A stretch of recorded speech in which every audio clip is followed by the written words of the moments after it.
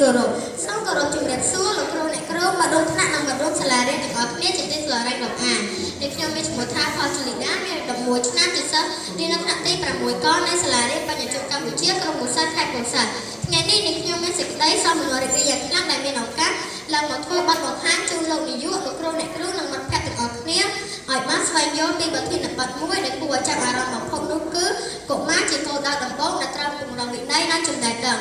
មុននឹងឈានទៅដល់ការបកស្រាយនៅប្រធានបទនេះឲ្យកាន់តែបោះក្បាយនិងស៊ីជម្រៅនេះខ្ញុំសូមពន្យល់នៅពាក្យគន្លឹះមួយចំនួនសិនដោយយោងតាមវចនានុក្រមសម្ដេចព្រះសង្ឃរាជជួនណាតពាក្យថាគោលដៅមានន័យថាគឺជាគោលដែលយើងបានទុកជាមុនសិនពាក្យថាវិន័យមានន័យថាគឺជាការប្រព្រឹត្តអំពើល្អមិនទៅរកផ្លូវអាក្រក់ឡើយនិងពាក្យចុងក្រោយពាក្យថាចំណេះដឹងគឺជាចំណេះដែលយើងបានមកពីការសិក្សារៀនសូត្រឬការស្រាវជ្រាវ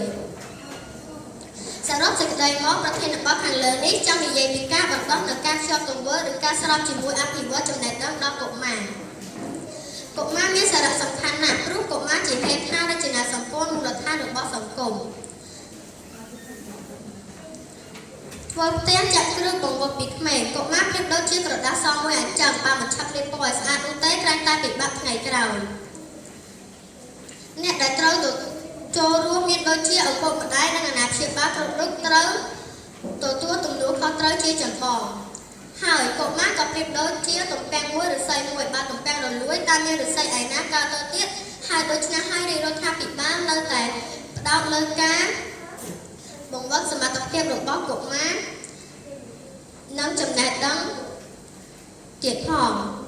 ជាចុងក្រោយនេះខ្ញុំសូមថ្លែងអំណរគុណយ៉ាងជ្រាលជ្រៅចំពោះលោកនាយកលោកគ្រូអ្នកគ្រូនិងមិត្តភ័ក្តិទាំងអស់គ្នាដែលបានចំណាយពេលវេលាដ៏មានតម្លៃក្នុងការតាមដាននៃខ្ញុំពីដើមដល់ចប់ហើយឥឡូវនេះបទបង្ហាញរបស់ខ្ញុំបានមកដល់ទីបញ្ចប់ហើយនិងខ្ញុំសូមអរគុណនិងសូមជម្រាបលា